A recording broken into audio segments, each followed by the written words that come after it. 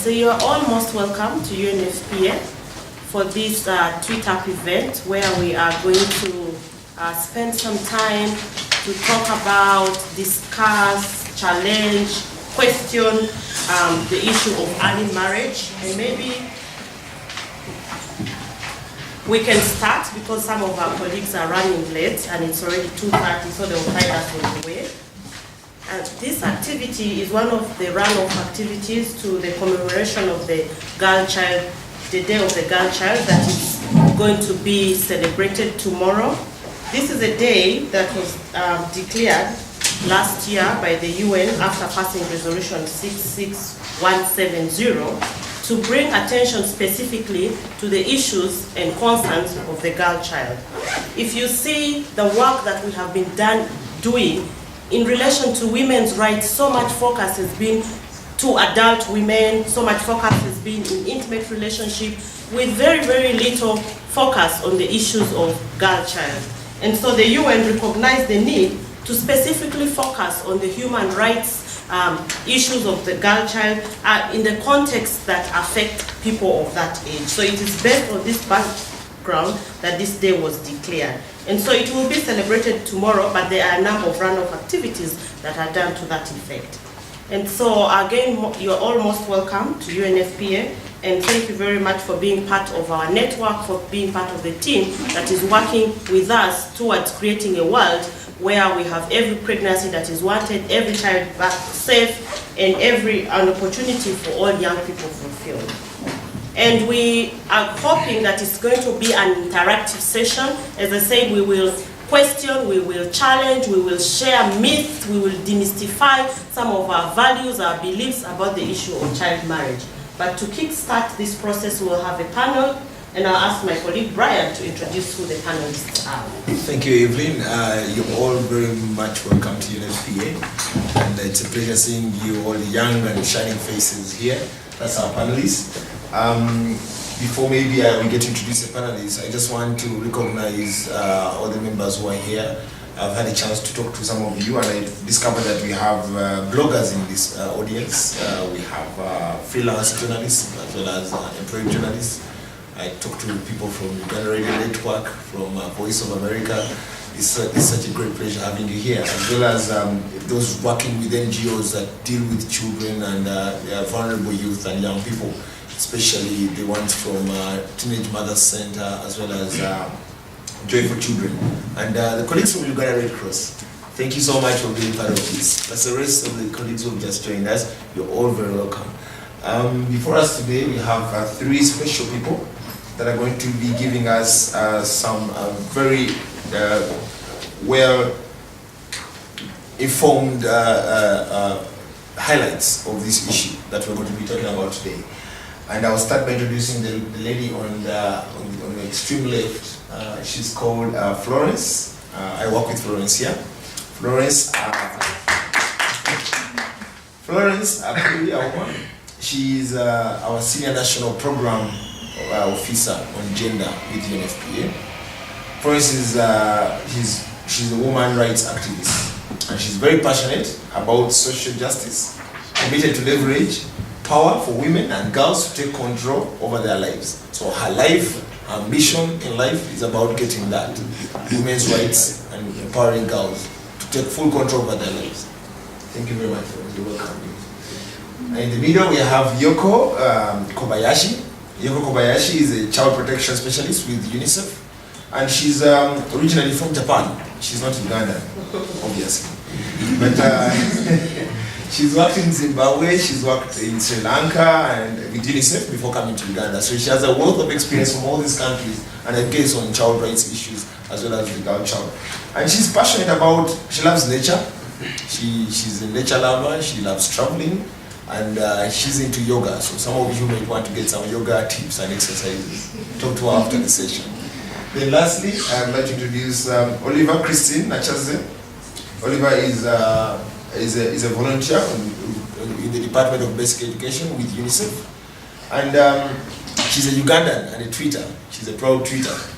She's passionate about Jesus. She loves telling people about God, and she's passionate about young people. She enjoys working with young people, and it really touches her heart. And she's a psychologist by background. So we have a wealth of people from different walks of life that are really keen to take us through this discussion, and we're looking forward to what they're going to be presenting to us today. Back to you. Thank you very much. And thank you to our panelists. We have one panelist from Ministry of Gender. I don't know if he's coming. He's coming. Yeah, so he's delayed. You know, there's a lot of traffic issues that are happening, and yesterday was a big day, so probably it was a long night. But he will be here. So when he gets here, we will introduce him. But then maybe we can go right away to our panelists. And the first question we have is for our colleagues at UNICEF. You know, my grandmother married at 14, had 17 children. And now I have so many cousins. You know, if I died now, there'll be at least 2,000 people coming to bury me, which is good.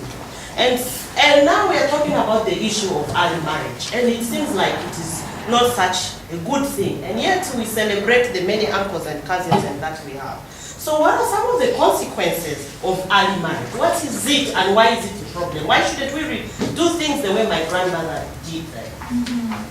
Yeah, thank you very much for a very good question. And again, my name is Yoko, and I'm so happy to be here. And I'd like to thank UNFPA colleagues to invite us to be part of this very important event. So we're going to come to that question of what are the consequences of marrying of children at an early age. But perhaps I would like to start off with giving definitions and a few statistics at the global level, and we're going to get to that question. Two of us will do that. First of all, I just would like to bring everybody on the same page. Child marriage is defined as a formal marriage or informal union before age of 18.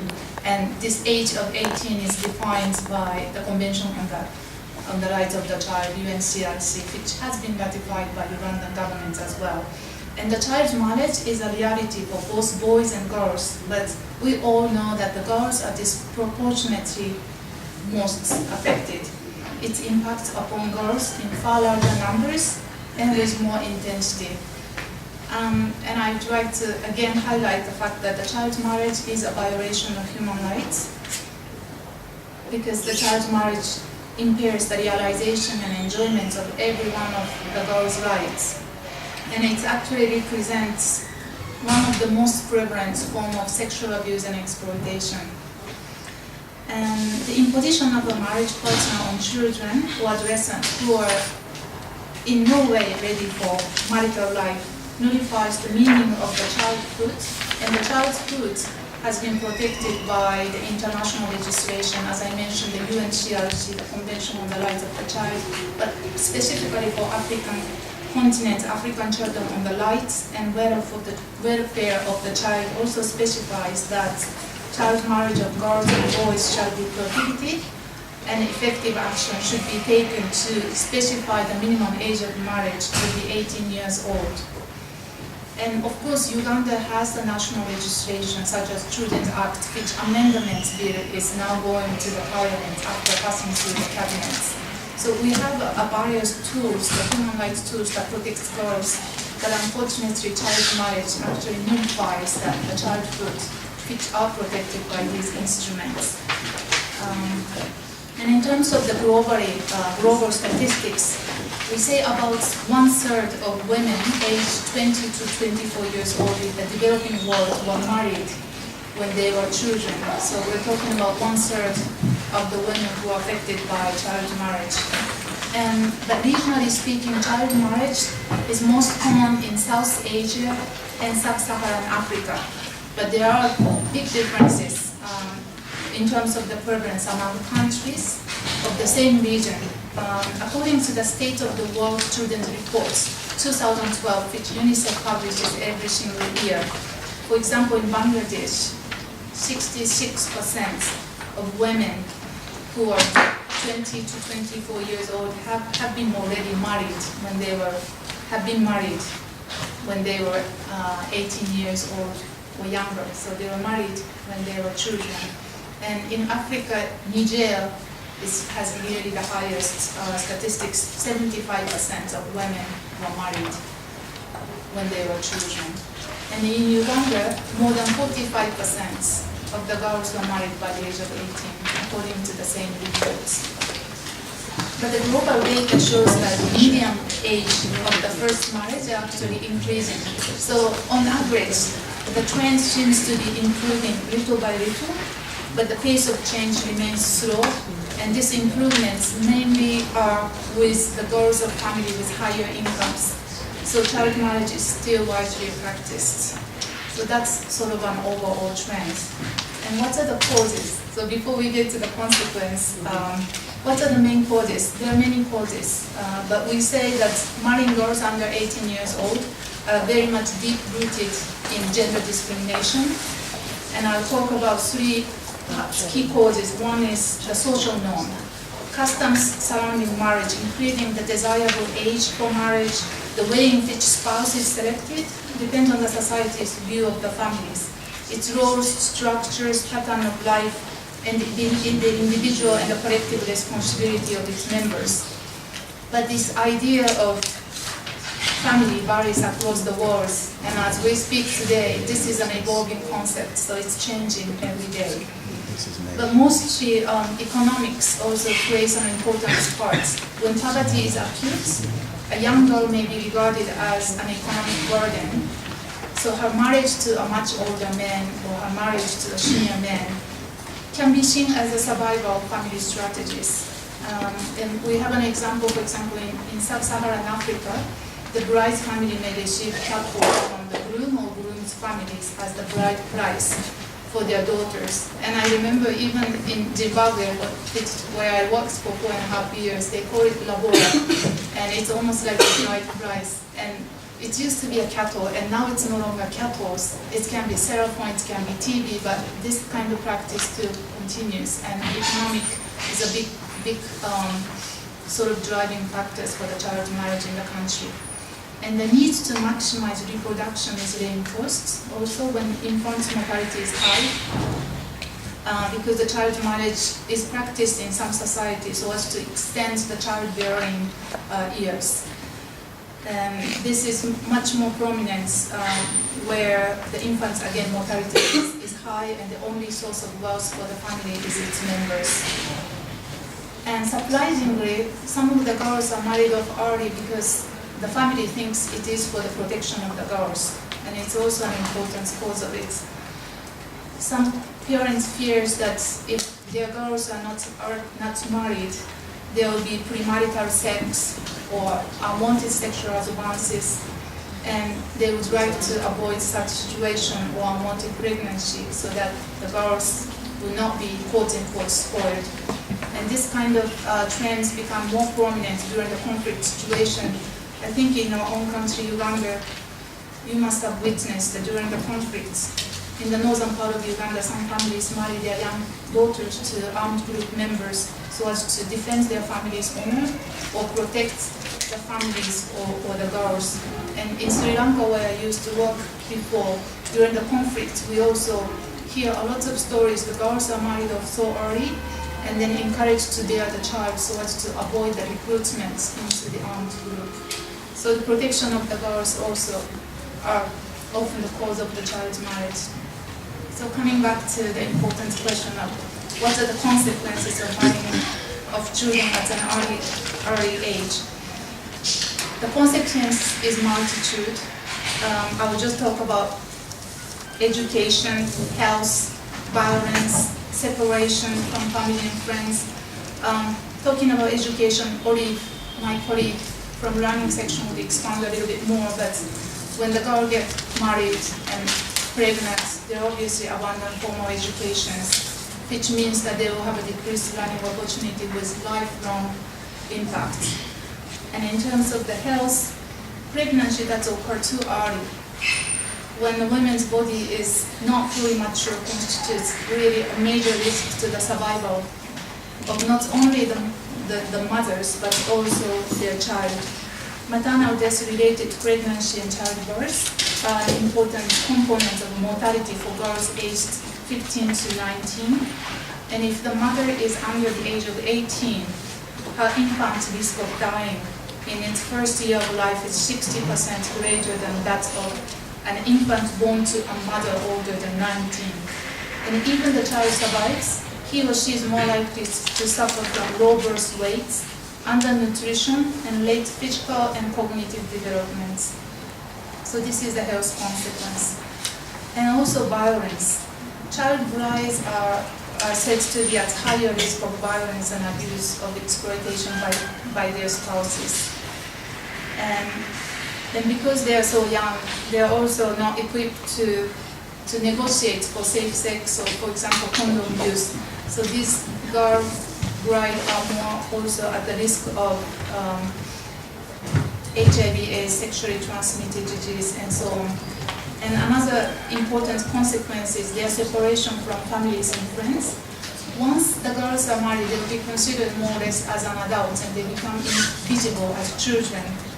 And they lose freedom to interact with their peers and participate in community activities. And all of this has a major consequence on not only girls' mental but also physical well-being. But we also cannot forget about the intergenerational cycle, the negative impacts of the child's marriage. We talked about the health risk on the child who are born by the mothers who is younger than 18 years old. But in terms of education, we also have, globally speaking, studies showing that when the mothers are not so educated, they are less inclined to send their own girls to the school. So that kind of intergenerational negative impact continues through the child marriage.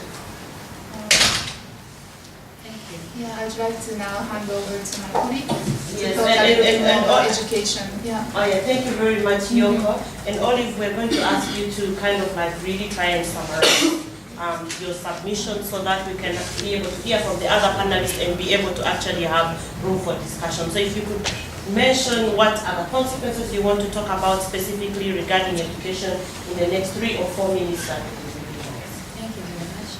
Again, I'm Olive. Marriage is a leading social and demographic indicator of exposure of girls and women to the risk of pregnancy. Apart from the dropping out of school, chances of teenagers getting complications during pregnancy or after birth, because their bodies are not fully developed to carry the baby, like developing obstetric fistula, and at worst, these young mothers may die. I'll give examples of some few of teenage pregnancies which have led to dropout and failure of young girls to complete their education successfully. Like last week, this is recorded in the New Vision of Monday, 8th October. Last week, 9 girls from Tomboboy Primary School in Kaptanya district were found pregnant, age 14 and 16. These were P6 and P7 girls. Then in Michana, 24 girls did not sit for their POE. They had to drop out because they were pregnant. Still in the same year, this year, S4 candidates in PG district gave birth during examination period. In 2009, PLE UNEB exams, 40 girls were reported pregnant. That is all. Those are just a few examples because there are so many undocumented cases of pregnancy. Like the education section in UNICEF, there are so many interventions that have been worked on to come in and tackle the problem. This problem really shot up during the rebel works, the LRA rebel works in northern Uganda, where there was an increased report of young girls getting pregnant because they were abducted by the rebels, and many were made wives to these rebels. And according to the Ministry of Education guidelines, once a girl was found pregnant, she had to be discontinued from school. That is why UNICEF had to come in with a number of interventions to support, to help these young girls. This was minimal because it was at district level. Ministry was not yet involved. Like UNICEF supported the development of the national strategy for girls' education. Then it supported the review of the gender in education policy, which entered final approval process in 2008. Then there was developed accelerated learning program to to enable the 10 to 16-year-olds who have never attended school, and some of them were former abductees, to receive the equivalent of primary education in less than 5 years. So there was also expanding memberships for the young, intelligent but disadvantaged learners in the GM clubs. GM is Girls Education Movement Clubs. This is where UNICEF was providing subsidized school fees payments to these young girls who are very intelligent but disadvantaged. Then there was the UNGEI partnership. UNGEI is United Nations Girls Education Initiative partnerships. These are chapters which were set up in 20 IDP camps and return areas. That is in 2007. Then there was the drafting of laws and codes of ethics to encourage enrollment and retention. And this led to the return to school of 118 young mothers. There is also the latest, which is the GBS campaign, the Go Back to School campaign, Go Back and Stay in School campaign, which was launched in January 2007 in 7 districts. This was very successful to see the increase in retention and completion of young girls, and especially the young mothers coming back to school. We have the Padel Girls Academy. This is a model of a school academy, an environment where young mothers come to school with their babies, and the teachers have to do flexibility. They have to be flexible when they are teaching these young mothers, because they have to nurse their children.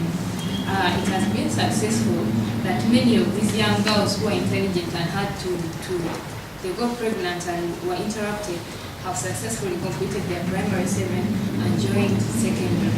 So I'll talk about the effects, the risks of early pregnancy. So Oliver, I'm going to ask you to summarize. Yes, that is my last section.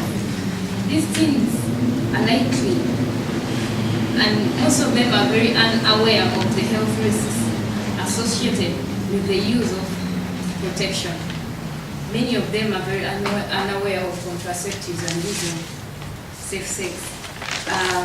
Asha said the child survival is also minimal. The newborn child, most of the babies are underweight because of nutritional effects. Many of these mothers don't know how to feed while they're pregnant, and many don't know when they get pregnant. The cases are reported later on as the pregnancy progresses. There's also lack of support in society, because most of these girls are termed as immoral, and many are sent away from society because of getting pregnant. So this has really affected them psychologically. Thank you. Okay. Yeah, thank you so much. I think briefly what we heard from the two speakers from UNICEF is they gave us a context in which child marriages occur, and especially with regards to the definition as well as the policy environment, right from the UN to the country in the local context. And later on, we should actually hear from our panelists who are guest speakers, Mr. Crescent Rinawe from who will later on tell us about the context, the policy context within the country. But they've also gone ahead to give us some of the significances in terms of statistics that they shared with us, some of the causes, which I think are quite important. But I just read this interesting tweet from Nasije Esther that actually women, mothers who are not educated are most likely not to send their girls to school. So it's more of a vicious cycle. Education has a lot to do with it. And part of the consequences, as much as it can be a consequence of dropping out of school, but part of the causes could also be the fact that they're not going to school. So it's interesting in nature to observe that. And I've also, you've shared with us, of course, the 3 basic consequences. The health consequences. We've talked about obstetric fistula. Some of you may not know this, but it's an obstruction that happens when a woman, it's a condition that happens when a woman is underage and she's trying to give birth, and then she gets an obstruction. And her child normally will die. That obstruction causes her to have an incontinent flow of either urine or feces, and that disgusting smell causes her to be stigmatized. So So that condition still happens, and you have about 2% of women of reproductive age in Uganda that actually go through that, and most of them it occurs especially when they're teenage mothers.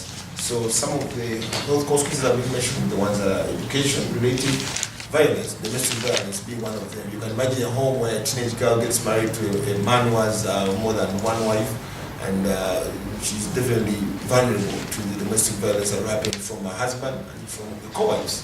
So these are some of the, at least, issues that we managed to pick up from this discussion. Yes.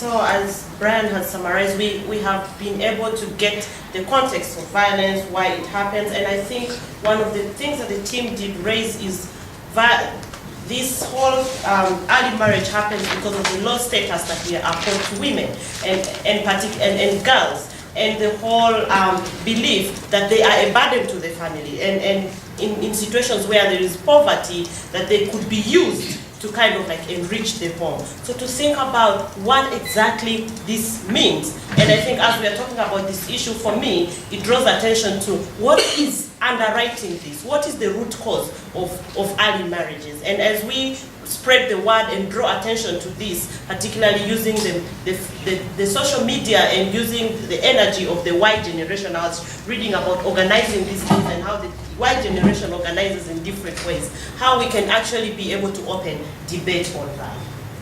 We have talked a lot about health consequences, but we do know that the health consequences of early marriage are enormous. And so we would like to have somebody to speak more to that. And so we're going to ask Florence to expound further and maybe share with us some examples of what can actually happen in terms of health when girls get married at a young age. Florence, would like to hear you.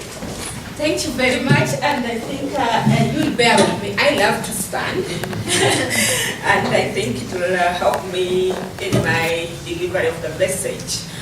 I am privileged and so happy, and would want to welcome everyone who has come to this very important event where we are discussing the issues of child marriage and teenage pregnancy. And I think we are not only discussing it, we are committed to end this vice that not only violates human rights, but also rob girls of their future, education, and health. A girl who is married as a child is one whose potential will not be fulfilled. And I'm sure none of you would want to miss that opportunity of fulfilling your potential to the maximum. And I'm happy that you will join me and you will come up with propositions how we make this vice history. I would like to thank Yoko and Olive for having already elaborated on the context and also touched on some of the health consequences. And I won't repeat them, except probably provide concrete life stories that may bring the message home. I want to add, in terms of context, just one or two issues that in Uganda, 49% of girls are married by age of 18. And 24% of the girls below 18 years old are either pregnant or they've already given birth. If you want more details about this, you can look at the UDHS 2011. Once girls are married, they do not have any control over their destiny at all. In fact, only 11.4% of them will use contraceptives. Hence the high rate of teen pregnancy that we are talking about. Of course, child marriage, as my colleague has elaborated on, will always result into unwanted pregnancy, posing life-threatening risks. This brings me to the issue of the health consequences of child marriage and teenage pregnancy.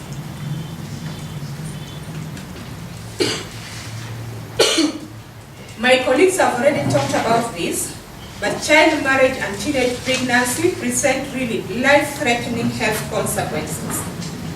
Because the girls are neither physically prepared nor emotionally mature to become wives or mothers and to provide the required care and support that children need. Because they are also children, you know. How does a child take care of another child? Pregnant teens and their unborn babies have unique medical risks and challenges. So if we combine our efforts and we prevent child marriage and teenage pregnancy, then we will work together to reduce the risk of HIV/AIDS infection, maternal death, disability, including obstetric fistula. Thank you so much, Brian, for explaining what obstetric fistula is. I want to share with you a case study, a real life story of a young girl from eastern Uganda. In 2010, when she was 14 years old, they mutilated her body and cut her genitalia in the name of initiating her into womanhood. And she was married off at 15 years. Actually, they cut her in 2009, and in 2010 is when they married her off to a man who already had 3 wives, so she was the 4th wife. Unfortunately, she didn't have the opportunity to attend prenatal care in a hospital, and she delivered in the bush. And in the process, got that complications that resulted into obstetric fistula, where she passes urine and feces. A good Samaritan took her for medical treatment last year. When she went back home, before she could recover fully, the husband, who had already abandoned her, forced her into sex. And what happened?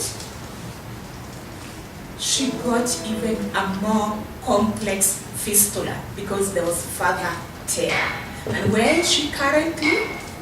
She's living in the corral with the animals and those who take care of animals, because she can't afford the stigma that comes with smelling body because she's passing urine and feces all the time.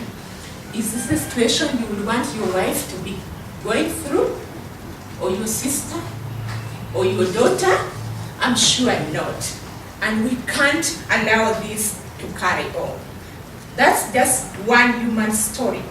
I would give you more, but that is enough to provoke us to take action. Most of the teen pregnant girls lack prenatal care. Why? Because they don't even disclose that they're pregnant. First of all, most of them don't even know that they're pregnant because they're children. And they may even think they're having malaria when actually they're very pregnant and it's the pregnancy symptoms. And most of them do not attend prenatal care, either out of fear or even the services are not readily available or they can't afford it. And in most cases, when they miss out on prenatal care, complications that would have been identified earlier and prevented would go on unnoticed and in most cases lead to maternal death as well as neonatal death. Most of the teenagers, when they get pregnant, they get complications related to high blood pressure. I don't want to get to the medical terms here, but when they get that, combined with a condition known as preeclampsia, where they have excess protein in urine and the swelling of the hands and the face and the organs get damaged, this can disrupt the unborn baby's growth, as well as leading to further pregnancy complications and risking losing the life of the mother. My colleagues already talked about sexually transmitted diseases, including HIV/AIDS, but I want to mention about the labor complications, which sometimes lead to death. because they have problems such as poor weight gain, premature labor, and complications that make them risk losing their lives. There is what we call postpartum depression.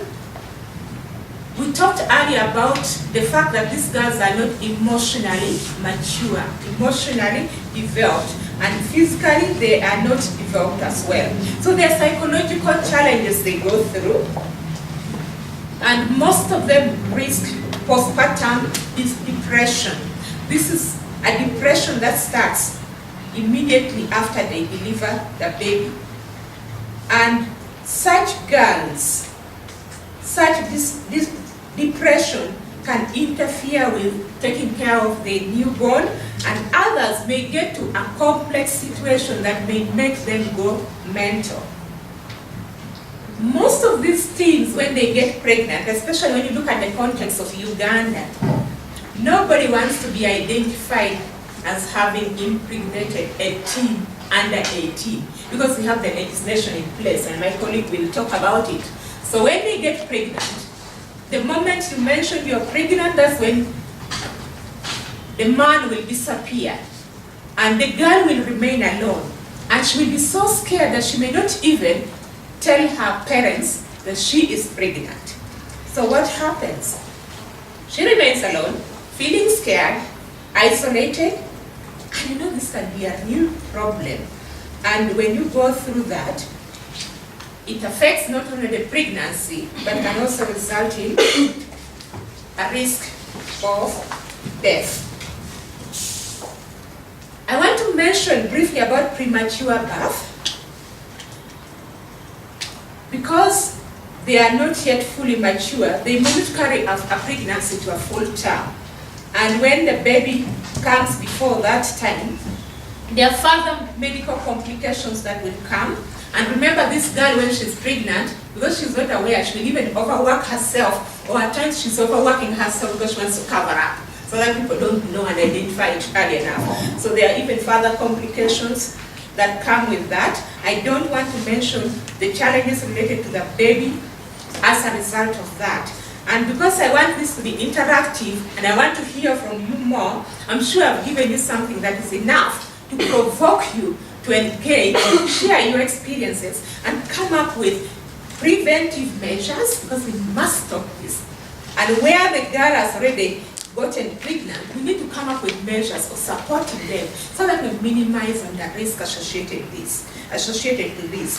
So we need to work together and ensure that we make teenage pregnancy and child marriage history. And committing to empowering girls and safeguarding their lives as well as their rights is at the heart of the issue. As government, civil society, UN agencies, and all committed social justice advocates, we need to work together to end child marriage and make commitment in terms of resources as well as our time to accelerate action that will empower girls and scale up their successful interventions. Thank you very much. Thank you very much, Florence. Thank you. Yes, thank you so much, Florence. We just heard from Florence where she delved into the issue of the consequences with regards to early marriages and teenage pregnancies, especially with regards to health. And she went on to elaborate the cases that she gave. She gave a very touching story of the girl that was mutilated. So we've learned from that submission that some of the practices that we have are dangerous, and they endanger these girls, and they have long-term effects on their fertility. She's also managed to share with us some of the issues that girls are faced with in their day-to-day lives, not knowing their bodies or understanding that are actually going through a pregnancy, which is very important. And that becomes then the missed opportunity for any intervention of medical in nature that can be made to avert complications that may arise out of this pregnancy and may affect this girl's reproductive system for the rest of her life. Plus, of course, she's also mentioned what happens when girls themselves cannot access contraceptives. They are not aware, they don't have the information, they are not knowledgeable, and they cannot even access the contraception, even where they are knowledgeable.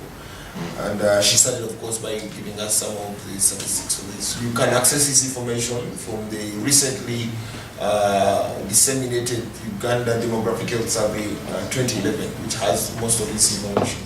You could access directly on their website, or you could actually come to UNFPA. We could get you some. I don't know if you have copies from communications, but we can definitely give you the contacts where you can get such and more information. We have some drinks here and some bites. Unfortunately, we can't get them round to you, but just feel free to get up at all times. Come and pick it soda and digestives, so that you do not lose your sugar levels as we indulge in this discussion. Okay, thank you so much. At this stage, we are really getting into this discussion, and it's becoming, we're moving towards the solutions. We're moving, as you heard from Florence, she wants to hear more about the solutions, what are the practical solutions we can put in place. And we're going to have a chance to hear from the rest of the audience here. But before that happens, I would like to welcome Mr. Christian Trinawe from the Ministry of Gender. And some of the discussions ongoing relate to the work he does, the work that his ministry does. And we would like to know, Mr. Trinawe, what is the government of Uganda, what are the government of Uganda policy perspectives on child marriages and child witness? And as you try to give us this perspective, also help us understand what has been done, not merely the perspective, but what have been the achievements, what are the milestones that your ministry has taken to address this challenge, or raise the conversation for people to know and be able to avert the practices that we engage in that may be normal to us, but may be endangering the culture. Thank you very much. I will give you basically the perspectives within the policy environment, which specifically Ministry of Gender and the government is undertaking. But before I come to the perspectives in the policy environment as far as Uganda is concerned, I would like to first say that Uganda is also part and parcel of the UN states. It is one of the United Nations member states.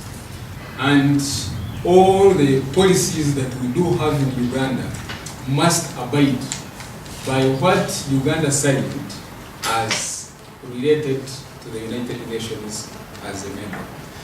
And I will say that we have the UN CEDAW Committee, which has the UN Convention on the Elimination of All Forms of Discrimination Against Women, and within that, Article 12 of that specific document, which Uganda signed or ratified, talks about reproductive health.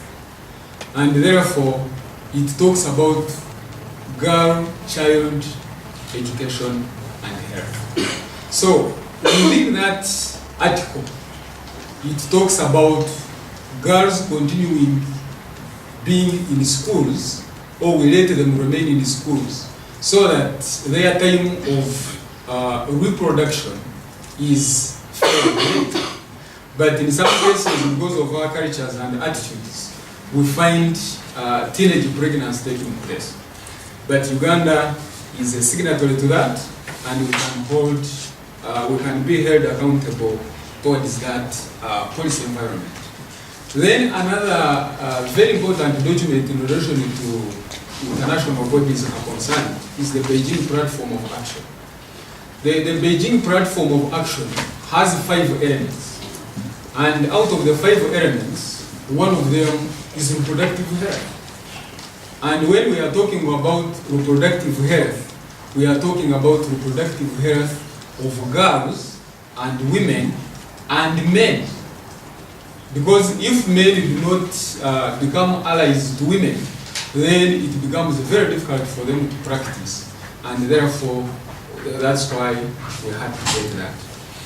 Then from that level, I will move down to our national level and say that we have a constitution which clearly puts it in Article 31